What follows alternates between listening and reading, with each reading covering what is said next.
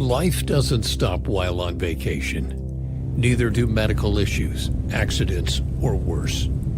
We are going to ask the questions others won't, so you can protect yourself and your family.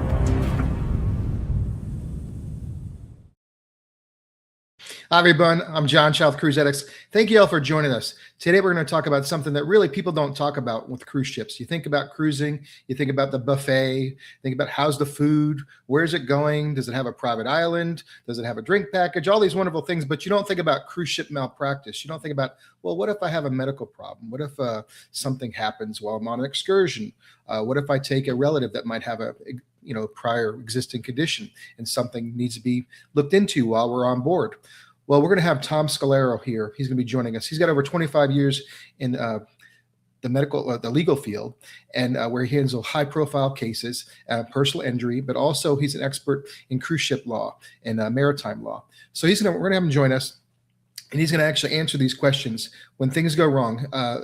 What I'm getting at is the stories I've heard are pretty horrific. The things that happen, it really needs to be brought to the forefront, and we're going to do that today. We're going to answer those questions and ask those questions that we normally don't do. So get Tom in here. Hi, Tom. I'm a little tongue-tied today. Thanks for joining me. Afternoon, John. You know what it is? It's the holiday hangover, right? Yes, thank you. So, it's still in high gear. But so good to have you here. And I was thinking prior to this, I know we've kind of touched on this subject. We've done several of these legal or deep dives into legal subjects that, like we've talked about, people really don't. This isn't really being spoken in the cruise community online in the forums and the groups and really by the public. All these legal issues we've touched on, and cruise ship malpractice is a really big thing. It's like I said, it's been brought up in multiple ways in prior discussions, right? Yeah, and this is, and I'm so glad we're talking about this topic today, because it's one of the ones that people just don't even think about or consider, because they don't really interact with the shipboard medical center or the infirmary unless there's an emergency, right? Yeah. I mean, they interact with the staff, they interact with the the pools and the attractions and the food and everything else and the excursions, and they have some sort of experience with that. They can understand sort of how something bad could happen, how to protect themselves, but you never ever see the infirmary until there's a emergency or an issue. Right. And it's something that people at least need to be aware of, and how they can protect themselves, and God forbid something happens to them. Yeah, and I understand like the laws have changed, I guess, with cruising and everything, and even related to this subject. Yeah, so it's interesting. A number of years ago, if malpractice was committed upon you by the shipboard physicians, and they did something that led to either somebody's death or a grievous medical condition, you were up the creek without a paddle, because the cruise lines had always historically taken the position, no, they're not our doctors. No, yes, they got our gear on and all that, and that's fine, but no, they're independent contractors. Right. And that had been the law of the land for many, many, many, many years. Finally, through some very good advocacy on the part of some lawyers and the 11th Circuit Court in a case called Franza a number of years ago, that was, they corrected that error. They're like, okay, no, you can't just, disclaim liability by claiming that they're independent contractors. These people, work for you. They're paid by you. They work on your ship. They're seeing your guests. They can't go anywhere. They can't work for anybody else like a true independent contractor can. It's like, what are they going to do? Like, no, I'm not going to finish the cruise. I want to stay on another port, and they need me in this hospital. No, of course not. So the courts finally acknowledged that was just, a legal fiction, and they fixed it. And so now we can properly bring claims against the cruise lines for the negligent acts of their shipboard physicians, which happens a lot in my practice. Yeah, and I think that's what surprised me. In the But going back a little second, I think the average consumer doesn't realize how subbed out a lot of the different things they interact with as a guest on board on cruising is. So much of it's all subbed out, right? Almost all of it. Yeah. I mean, there's staffing companies that are in business and exist just to try and staff the cruise lines, right? That's their only clientele. And, and that's for any part of the cruise. But these, look, the cruise lines have been trying to, for years, whether it be by contract, in the passenger ticket contract, or through the law, or through how they're defending the cases, they have tried to minimize their legal liability and responsibility, for years. And that's never going to change. It's an adversarial system. They're never just going to sit there and say, yup, we're at fault. We own this problem. We get it. But it's just not how it's done in real life. And it should be, but it's not. Yeah. And so I know we've got a lot of people watching, and of course, people that watch later on. Remember, all our live streams are recorded. So if you're watching for the first time, please go back and look at the previous live streams we've done on these legal issues with me and Tom. We'd love to have you join us. Please make comments. And more importantly, if you have a comment or question, please put it in the comments below, and we'll either get to it in the future, or we'll actually, if you're watching live right now, and I know a lot of people are watching, please enter it now. And we'd love to answer them. And please check them. So like I said, things are subbed out, which is just amazing. And it seems like even the staffing will shift around the world. If they kind of, 1 minute's in the Philippines for a certain group, and another minute's in Jamaica, I know, through the years, and Malaysia. And then, of course, we seem to have certain deck crew or come from certain parts. And then the medical crew and the entertainment crew. It's all like international, but there's a... And think about it from, a guest or a customer's experience, right?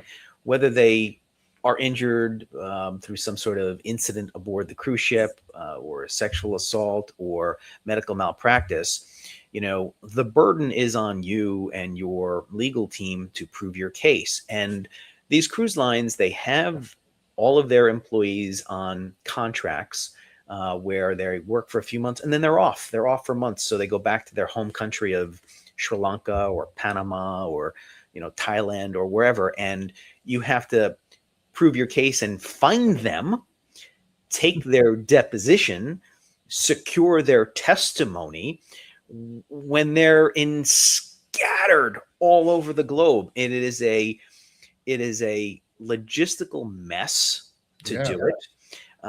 But that's the way they've set up the game.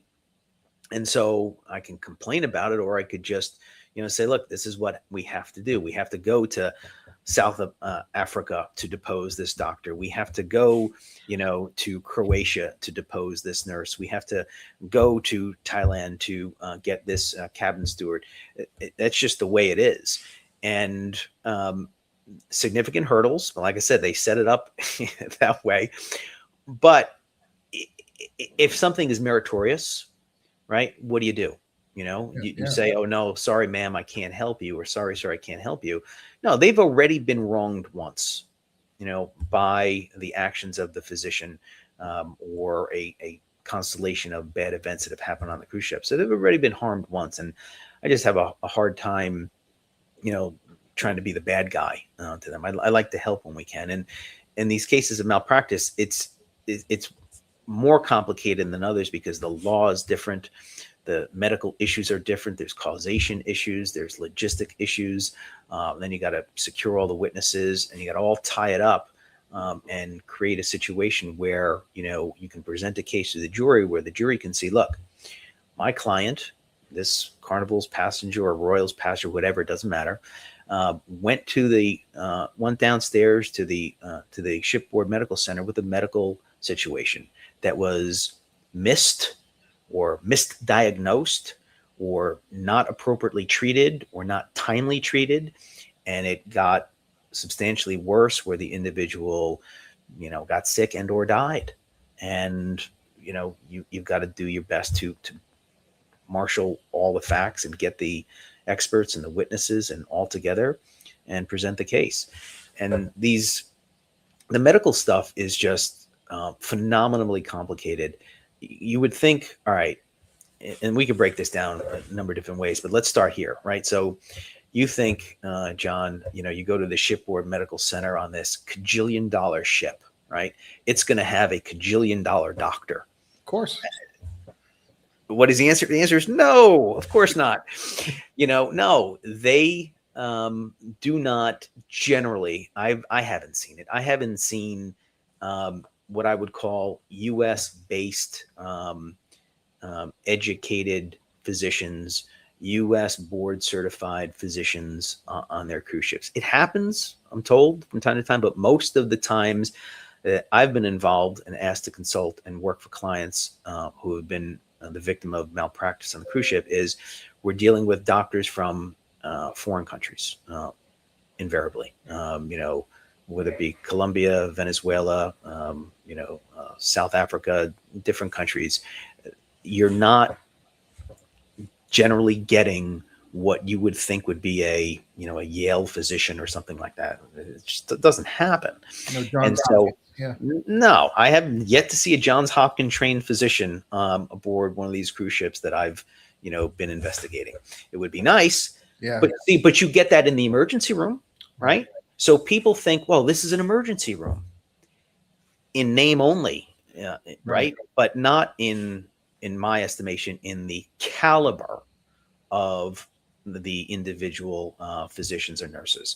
Certainly they're qualified. They went to medical school. They have residency in emergency medicine, but that's not the same caliber that you would see here at shoreside emergency centers. The other thing to keep in mind for your listeners is, oh, well, they could treat anything and everything. No, they can't.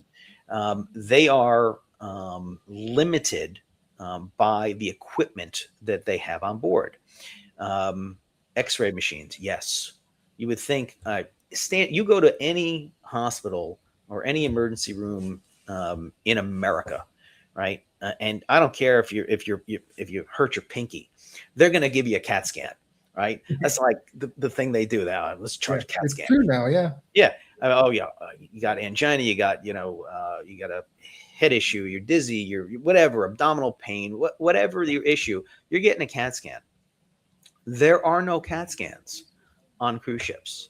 Now that's an interesting sort of side note, is that the technology has evolved in such a manner now where there are such things as mobile CAT scans, right?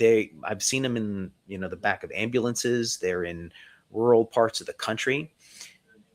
You can, in my estimation, outfit a cruise ship with a portable CAT scan machine, which would be a profound game changer for the level of care and the conditions that they could treat on board. But they don't do it. I had a case probably about, 3 or so years ago where a gentleman was suffering the obvious signs of a stroke. It was like obvious. He had the slurred speech, the drooping mouth. He had the weakness on one side of his body. And classic. So when you have a classic stroke signs and symptoms, that's really the diagnosis, but you cannot confirm the diagnosis until you get a CAT scan, because there's two types of stroke. There's an ischemic stroke, which is a blockage, right? Or there's a hemorrhagic stroke where there's a bleed. Oh, okay. All right. So this is very important because this happens a lot. If somebody has an ischemic stroke, if that person is treated within the 3.5 hour window, okay, with a medication called TPA, it's a clot busting medication, person's generally going to be fine. Okay. But how do you diagnose if it's ischemic versus hemorrhagic? The standard of care is you must do it with a CAT scan. You can generally tell if it's ischemic or hemorrhagic, but you can't be certain. And so if you can't be certain in medicine, then you do not get the benefit. They cannot give you the TPA because it's a clot busting medication. So if they were wrong and they gave the clot busting medication to somebody who has a hemorrhagic stroke, which is an active bleed, then they'll just bleed out and die right Oh, then wow. and there. So you may ask the question, so, why don't they just give the guy a CAT scan? Well, because there's no CAT scans on board. Why don't they have a CAT scan? Good question, John. They Yeah. should. Yeah. Because this is a condition that happens with regularity, where somebody's coming downstairs to the ship infirmary, classic signs of a stroke, but you cannot. The medication is right there in the formulary. It's right there. It's like sitting there, right there. Can't give it. Can't give it because you can't confirm that it's ischemic versus hemorrhagic. So it just sets up to me what are we doing here, guys? Yeah. Type Yeah. of question. Like, just get just have the portable CAT scan machine. Yes, it'll be costly, but you'll get back the cost that they charge for all the medical care. So that's a fight that I'm having with them now on these stroke cases that I have. But the other thing that comes up from time to time on these stroke cases is, so remember I told you there's a 3.5 hour window. Yeah. So you cannot delay. You can't delay care, diagnosis, and treatment. So if somebody comes to you with those symptoms, you don't make the diagnosis call 2 hours later and only then start the process of trying to get that person, medevaced off the ship to a shoreside medical center. You got to call these things right quick because you're dealing with a very, finite amount of time.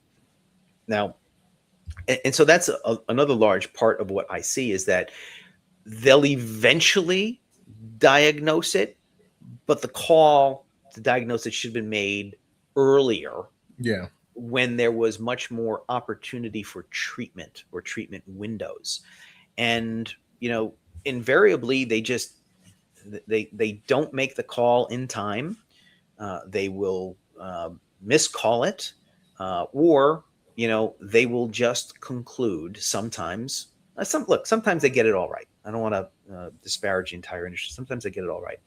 But I've seen in my practice that they may make the right call.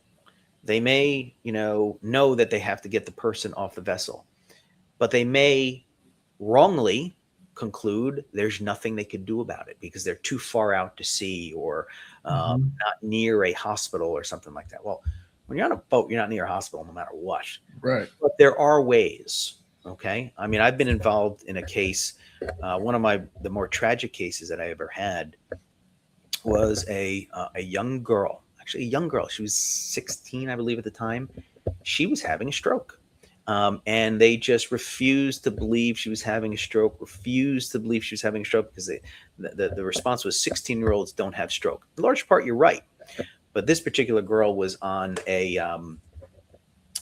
birth control pill for migraines. She was on birth control, but not to treat birth, but it was it also acted as a migraine medication. That had a known incidence of resulting in stroke. And the 16-year-old's mom happened to be a nurse. She said, my daughter is having a stroke. No, ma'am, you're wrong. 16-year-old's on. My daughter is having a stroke. She even got on the phone with her primary care doctor and said, here's the phone. My daughter's having a stroke. And they didn't get it right. So it became patently obvious during the case that they got it wrong, right? They were just dead wrong. They didn't know the literature about the medication that she was on. They didn't know about the incidence of stroke risk. But they're like, so what? That was like, all right, so what? We were negligent. We got it wrong. The response from the lawyer was so what? We got it wrong. It wouldn't have made a difference because we were in the middle of the Gulf of Mexico, right? Middle of the Gulf. That's pretty brazen, isn't it? Well, yeah. I mean, I'm shortening this. I'm shortening 2 years of litigation into these nuggets, but that was essentially their position was, so what? It wouldn't have mattered because we're in the middle of Gulf of Mexico. Can't get a helicopter out there. Best excuse ever, right? Yeah, it's a great. I said, and when I first heard that excuse, I said, you know what? I may have a problem. That's a pretty good defense. So I did a little bit of research, and I'm like, you know what? Not true.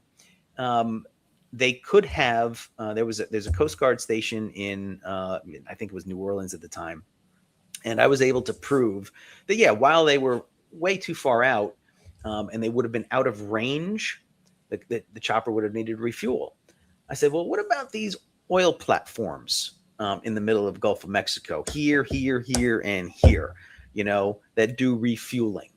You're like, oh, that's a good point. Okay, so we were eventually able to prove that not only did they get it wrong on the medicine, that they never even inquired about, potentially doing a medevac where the Coast Guard could refuel at these oil rig platforms.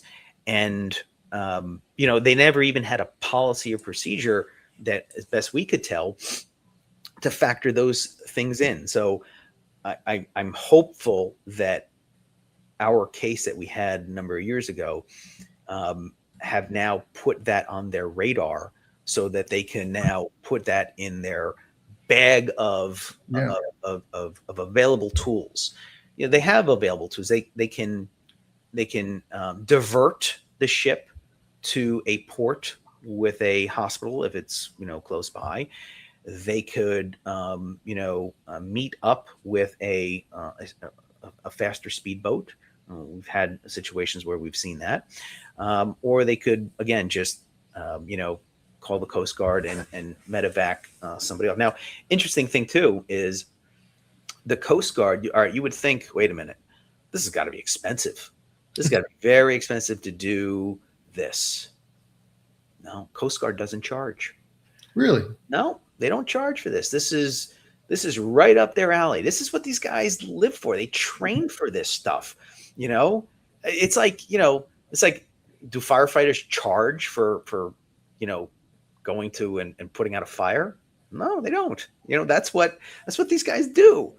And it's interesting to see these guys in action because they're so well trained. Yeah. And they rehearse these things. And so sometimes you hear, we've heard these defense, well, couldn't do it on that day, the winds were too high. Right? I'm like, okay, you see that the theme here is that they never run out of excuses, right? We've always seen a million excuses. So no, the winds were too high, or the seas were too choppy, or something like that. I'm like, okay. So we usually have to get a logistics expert or a former Coast Guard expert to testify that no, in these winds or with these seas, we could and would and are trained to have done medical evacs off of ships and et cetera, et cetera. So it's something that, and the point of all this is to leave your listeners with this very, very, to me, crucial lesson, is that if you, your loved one, your family is suffering from a medical emergency on board a cruise ship, okay, and it is apparent to you that they cannot treat that on board, you raise holy hell to get them off the vessel, okay? Never accept no for an answer, period, because you know what's going to happen if you stay on the cruise ship, right? The situation is not going to get treated. It's not going to get better. It's only going to get worse.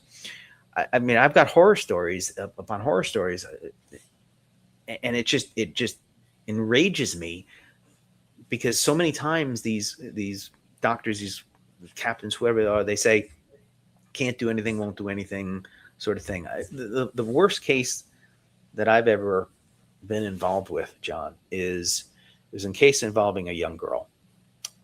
She was very young. She was like, I think 9 months old. And she was suffering. She was just very sick one day. So they brought her to the infirmary. She was vomiting, just had a fever. She wasn't well.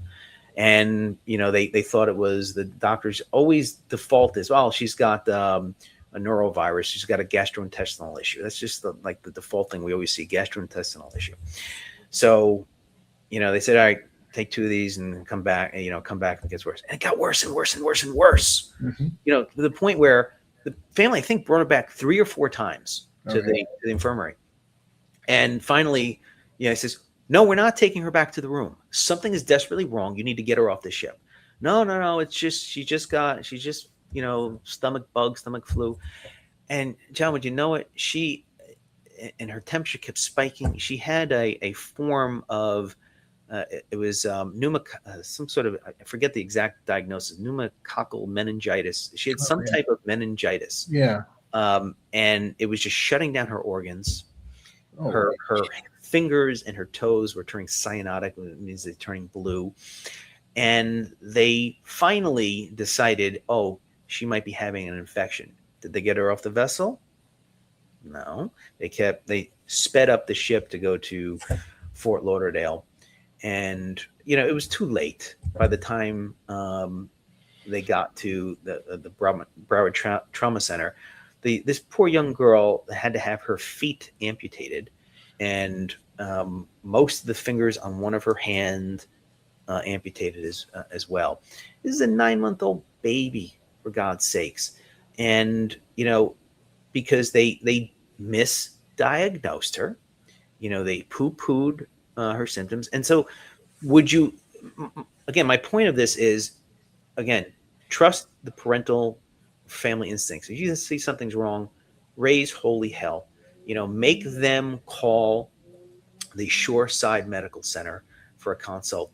Request a consult, a telemedicine consult with a specialist, with an expert.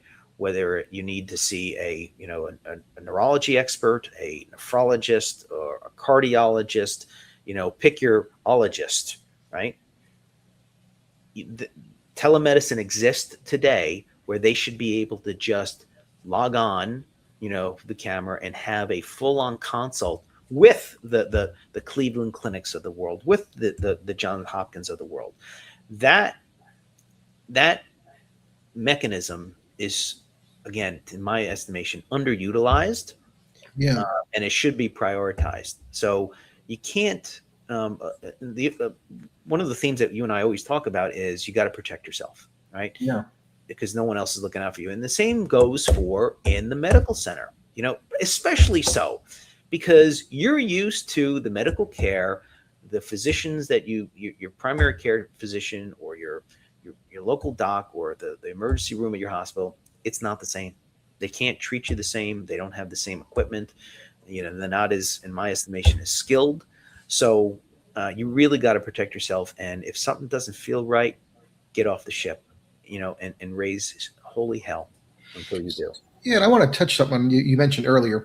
You said that the captain decided that the waves were too high or something wasn't right, so that he never actually called the Coast Guard to see if they actually would come out. Correct. Yeah, and that's one of the things that we'll have an issue with is at least make the call to the Coast Guard. Yes. Right. Give the Coast Guard the option of coming out.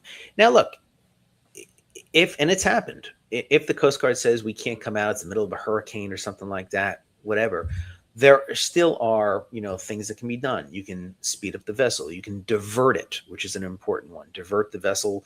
Forget the itinerary that you were going to. Forget the private island that you were, going to. Get to a port with a hospital, with a trauma center, or near an airstrip that the individual can be taken to. And look, there's a little inconvenience for some people on board the ship, but you've got to understand, and these companies need to understand too, is you're catering to thousands of people. These things are going to happen, especially, we know the demographic and the age of a lot of its customer base. I mean, it's a numbers game. It's going to happen. It has happened, So get yourself adequately prepared, and again, this is a problem that I have is the minimum standards are just that. They're minimums. Just because the industry has minimum standards of what should be equipped and in the medical center and what, machines should be there, doesn't mean that that's, the right thing to do. Minimums are minimums. Okay. You don't go on one of these vacations expecting to get minimal pleasure or minimal fun or minimal treatment or minimal this. No. You're paying good money, and they should be staffed in such a way and equipped in such a way to meet the foreseeable medical emergencies that show up, on a somewhat regular basis. Yeah, because it's not a question of if it's going to happen; it's when it's going to happen, right? 100%. And anybody that's cruised a lot, I'm sure your audience is, probably got a lot of people that cruise multiple times a year. Yeah. They've probably seen, or experienced a ship diversion or something like that. They may have experienced a medevac, but it needs to happen with more regularity, and everything will be better. But anyway, I digress. Yeah. Now, to their, I have noticed the ships are diverting more lately, which is good. Maybe they're getting tired of me, which is They must be watching our live streams here. but yeah, these big, because now, instead of having 700 people, which was the beginning of cruising, where 700 passengers, now you're having, thousands of passengers. Yeah. What's the max capacity now for some of these ships? Like 5,000? Like 8,000. Wow. 6,000, maybe 8,000 with crew. Just run the numbers on that, right? Yeah. It's going to happen. Yeah, it's huge. I mean, I think we even talked about in our first live stream that these are small cities. They This are. is a small American city. You don't realize how large that number is. It's incredible. And, the trend, right? The trend is bigger. The trend is not, we're now going to go with smaller cruise ships with smaller amenities and small. No, it's always the arrow only points in one direction with these cruise ships. It's bigger. But the one thing that hasn't been made bigger has been the investment into the shipboard medical center. Yeah. And it would be nice if they would put as much, care and thought into, that as they do the attractions and the water slides and the this or the that. That's what surprised me. I know we had a previous discussion about that. Your assumption, of course, we know that gets us, but your assumption would be that, the ships have gone from 90,000 gross tons to 230,000 gross tons and so on and so forth, that you would think as that scale and all those passengers numbers have grown, that the infirmaries would get larger and more importantly, more technologically advanced, because in the early day of cruising, you'd actually see videos. I remember the cruise lines actually promoting telemedicine and all the how high tech, for example, and how you should be. They would actually get to right to your point. They would actually say to comfort the passenger, saying, "You know what? We're at sea. We understand that, but you know what? We're connected to the whole world, to the Cleveland Clinic, where we have telemedicine, and we can literally have the best of the best around the world come right to us to treat you properly." But at the end of the day, John, right? It goes back to what I said at the beginning: is that who is making the decisions, right? It's right. Physicians, but which physicians? Are these physicians from Hopkins or Yale or Tulane or no? And that's so much of the issue is that you've got physicians who are, again, in my estimation, not as credentialed as physicians that staff our emergency rooms here. And I say to myself often, like, wow, what if this would have been a John Hopkins emergency room physician with all of this residency and fellowship and everything like that? Is why not? But we don't see it. And I think we don't see it for a reason. Everything comes down to dollars and cents, and how much one of those physicians cost versus what they can get from Columbia. I mean, another case that I had, just so stupid, involved a physician from Columbia.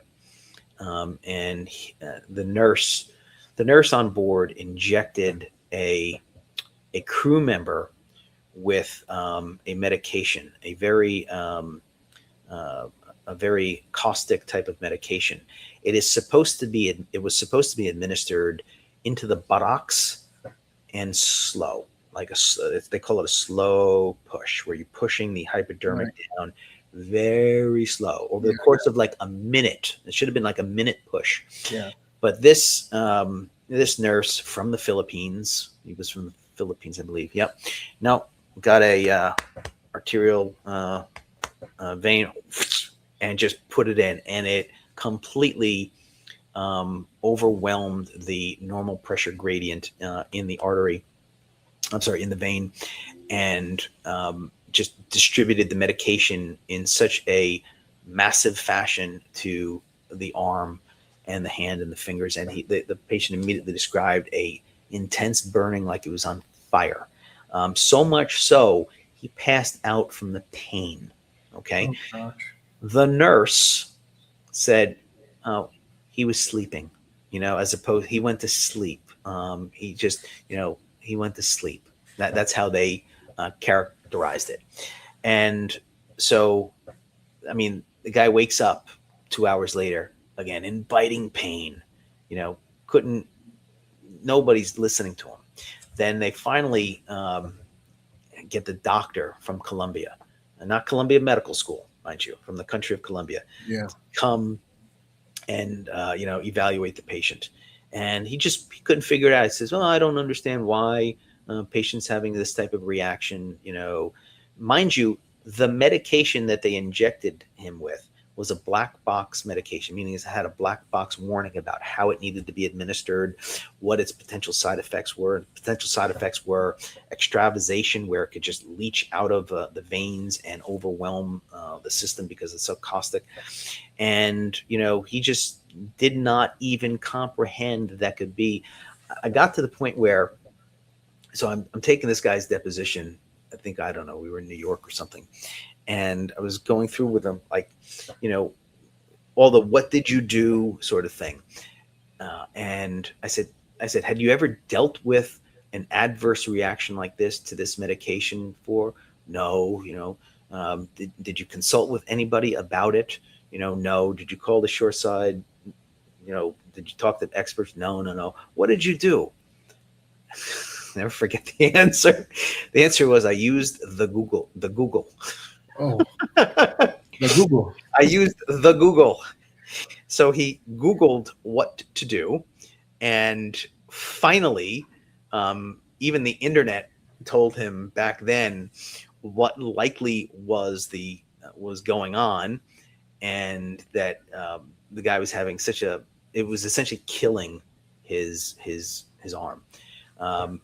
They didn't get him off the vessel in time. They just kept sailing to wherever they sailed to. I think it was Port Canaveral at the time.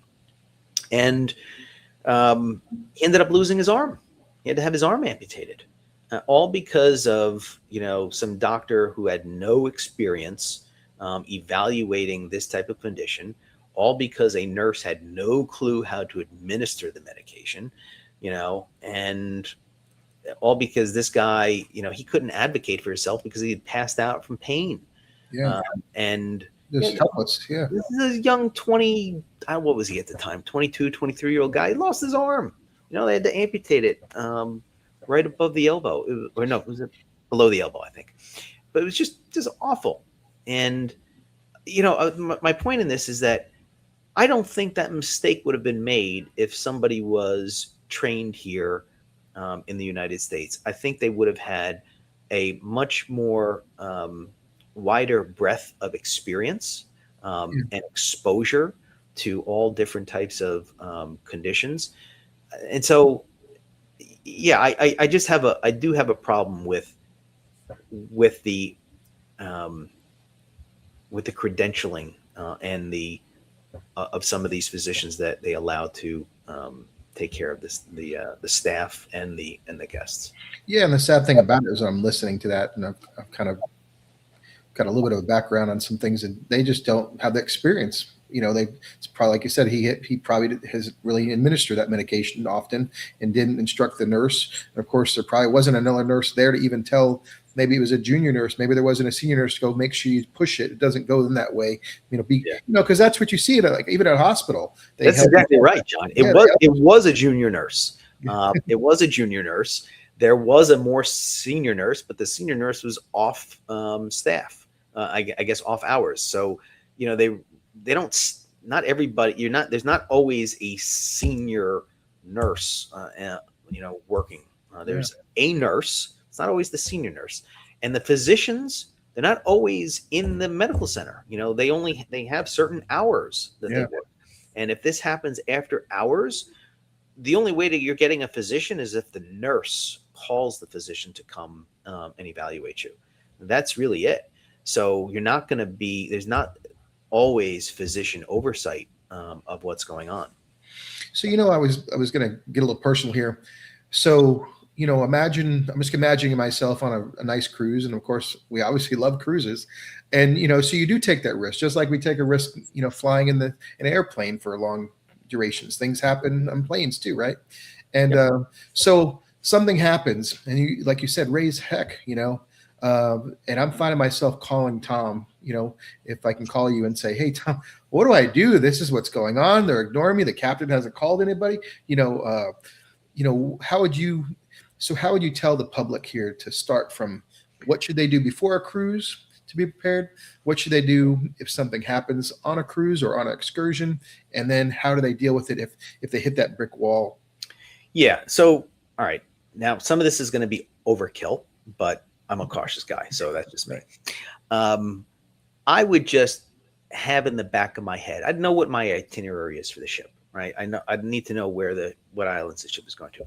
I would just want to know, hey, is there a hospital in each of these ports? Is there a comprehensive medical center someplace? Or, is that not even an option? I just want to know that information in the back of my head so you can know and plot where you are. That's the first thing. Second thing is I would make sure, again, we've talked about is that I have the travel insurance, that I've got the full gamut of travel insurance, that in case in case they need to send you to some far off port where the Coast Guard can't come get you, if you do have the medical insurance, part of that is a medevac flight home. Okay. So you can get a package that, if and this doesn't cost much money. It's really peanuts, but you can get a package where, God forbid, you're in the Bahamas or you're somewhere else and you need to jet back to the US. There's air ambulances, private air ambulances that do that at the drop of a dime, and they don't need to refuel like helicopters do. So, if you're in some port in, I don't know, in Ecuador or wherever, they get you. They get you right quick too. Yeah, so I would definitely have the travel insurance component of this. The third thing I would do is, these days, and much more so these days, is people have the ability to have essentially their own private doctor in their pocket with their phone, with AI. Yeah. And nothing against some of these doctors, but sometimes the AI is smarter than some of these doctors. And you talk to the AI, you tell it, hey, I'm on board a cruise ship. I'm with my husband, John. John has got these symptoms. John is 48 years old. He blah, blah, blah, blah, blah. What are the potential diagnoses here and what should I do?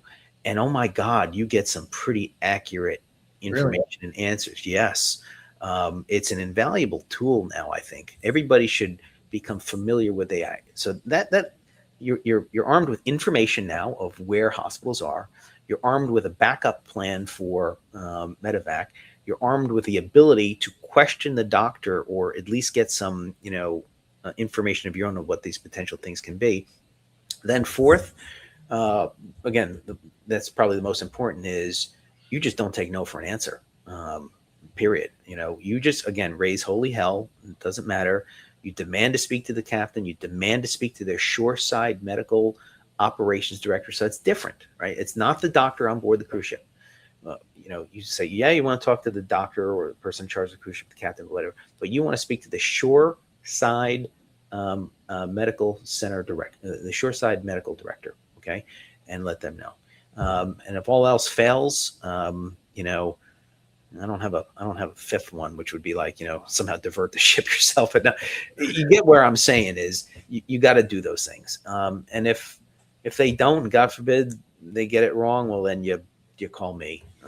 Yeah, I mean, I was just thinking that actually just came to me just in the conversation. Just if because here's what I'm thinking. I mean, I just know about the reality of the world.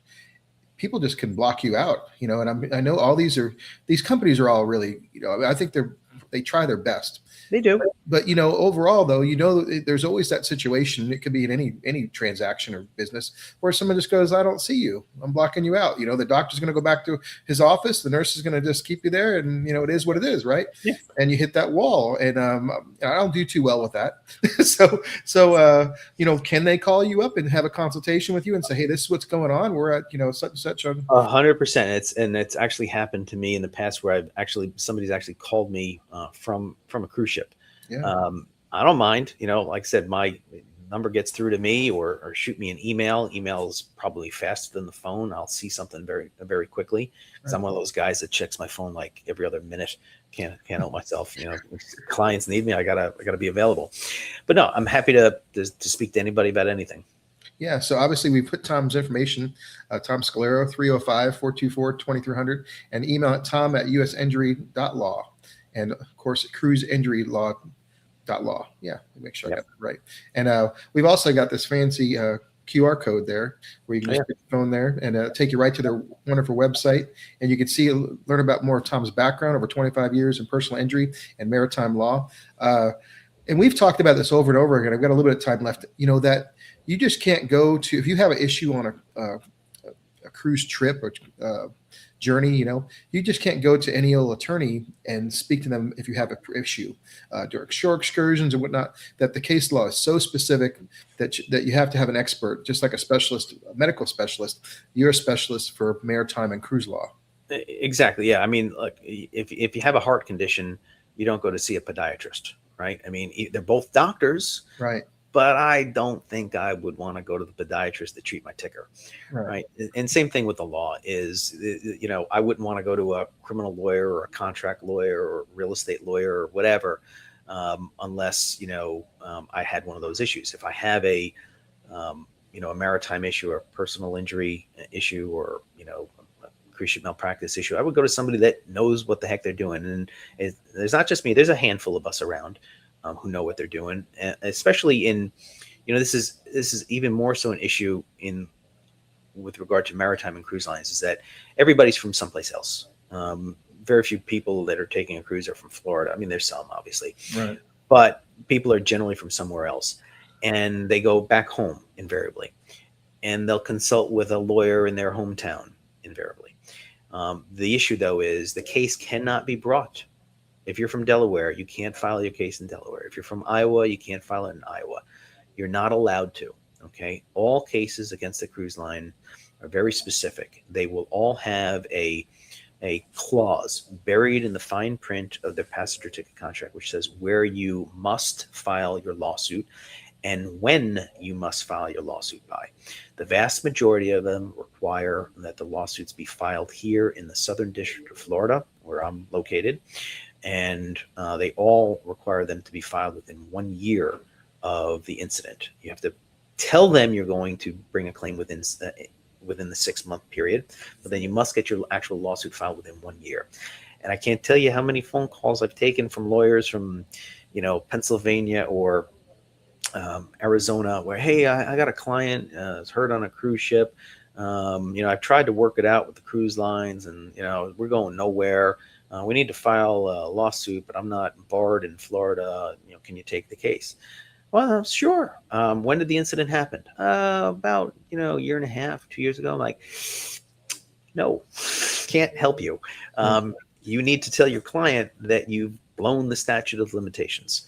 And that was what was going on, is that they were sort of baiting you, oh, we'll get back to you this, we'll do that. Meanwhile, tick, tick, tick, tick, tick, the time on the clock expires, game over. There's no reset. When you say that, my heart just drops, because you've covered so much. I've learned so much about all these subjects with the legal issues that come, and some of them are so horrific, and that's why I think it's good that we're sharing this. Like we said more over and over, we don't want anything to happen. We think cruise lines are great But there's just that small percentage of time that things do go wrong, and you need to have the right. Just like you go to a specialist, like we talked about, you have to have the right person in your corner to deal with things, to address things and make them right if they need to be corrected, right? And 100%. Yep. but and also I was thinking, and just kind of going back to touch on something you mentioned earlier, how you have to do a deposition for someone that's in Panama or Malaysia or Sri Lanka. I'm thinking, as Tom, as a new lawyer, could you touch into that? How you had to learn? I logged a lot of miles early in my career. Yeah. And you got to do it. I mean, look, at the end of the day, I'm very privileged to be in this position. It is not lost on me. My dad was a truck driver. Okay. And I saw that man get up every day at all different hours, 2 o'clock, 3 o'clock, 4 o'clock, 1 o'clock, 5 o'clock in the morning to run gypsum board, through the tri-state area for USG and help build America. He worked like a dog, and it was a rough job. And so that's hard work. Right. What I do may be intellectually challenging, okay? But that is not to be confused with real, honest to goodness, hard work. So I understand that I'm privileged to be in this position. I put myself in this position, and it's an honor to help people. And I don't feel that I don't care how many hurdles or obstacles or this or that. Thing is, man, when you see your dad get up, before the sun, before you, and you don't get to see him until the spaghetti dinner's on the table, and then he goes right to bed. That's hard work, man. What I do, I don't care. It doesn't bother me. You're going to have to make it a lot harder than it is now, which is already hard. But I'm never going to complain, because I've got the experience of seeing what hard work truly is. And then when you have your client, like, one thing that's talking to you is, once you take that case, you're just dead set determined that nothing's going to stop you. They're going to go down that hole, right? Exactly. Because again, I bring my personal experience into all these things. And I don't know if I shared the story with you about what happened with my brother, but my brother was involved in a very bad accident when we were young men, we're in his early 20s. And, I saw what happened to him, and I saw, how his life was secured after, the hard work that the lawyers put in. And when somebody assigns to you all their burdens and problems and fears and uncertainties and need for help, there's no such thing as failure. You can't. And if you think you're going to fail, or it's going to be too difficult, no, get out of this work, get out of this business. Okay. Leave it to somebody else who can do the work. And so, yeah, failure is not an option. You have to have that mindset, and it is a mindset, because the deck is stacked against you in these cases. The law is stacked against you, but you've got to develop a mindset that no matter what, you're going to find and figure out a way. And knock on wood, so far I've been able to do that. Yeah, and it seems like it's just a really high burden. Like, it's a lot of weight on anyone's shoulders to do that. It is. It is. But again, I view it not as a burden. I view it as a privilege. Right. Because I think I am privileged, and I think I was put in this position, in this lot in life, to make that difference. So I don't. Yeah. Look, if I let the intellectual side of my brain take control, I will have those fears and I'll view it that way. But I use and exercise the other part of my brain, which is, keep your mouth shut, don't complain, do the work. It's a privilege to be here, because I could be driving a truck right now, and nothing against truck drivers. I love truck drivers. I come from a truck driver, but I don't want to drive a truck. I want to use my ability and my, limited skill set to make a difference for people. And I enjoy that. I enjoy the challenge. Yeah, absolutely. There's nothing to me there's nothing more gratifying than helping somebody and getting to them to that point where they have that sense of it's going to be okay. Right. They're no longer worried. That moment, that one little moment, I chase that thing every day. And it fills me. Is there a recent case that comes to mind when that moment happened that you can Uh, share? there's lots. Let me quickly look at my board there. Yes. I've got a case where a young man, this is not a cruise ship case, a young man, was injured in a silly incident. He slipped and fell and he hit his head. Um, and, his trajectory was one way in life, education, everything. It was going one way. But now, after a severe head injury, he does not have the same trajectory at all. But I was able to secure a financial result for him that is now going to take care of him for the rest of his life. And that gives me an immense amount of satisfaction, is that I took care of that kid, like it was me, it was what I did, but it was my father. It was the lessons that he gave me. It was the hard work he instilled in me. It was the example he gave me. And I get to now, yeah, that's what it was all for. That's what it was all worth, is because one by one client, I'm making a difference. And like I said, it fills me up.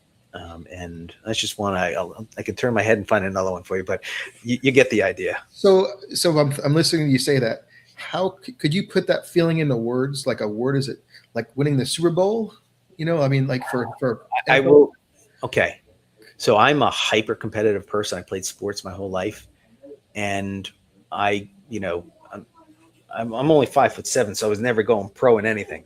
And as great as a moment as sports was for me, and winning championships and doing well on the field and everything like that, the feeling that you get from helping somebody else, in sports, it's an individual achievement. Right. Okay. That is something that you won. Right. This is not me.